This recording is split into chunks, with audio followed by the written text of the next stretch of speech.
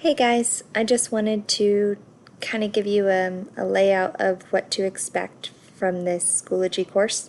So like I said up here, each week this will change.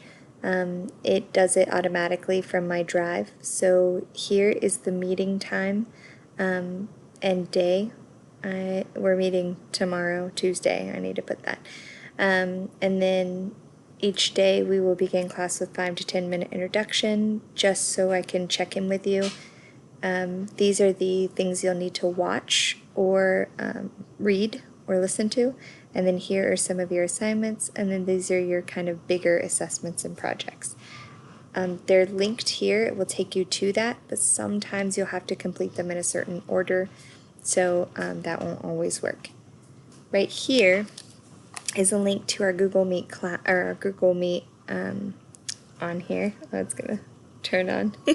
Hi guys. So just so you know, that is already ready to go. And then right here is how you get to all of your stuff. So this is progressed by you, and it'll take it. You have until Sunday to do it.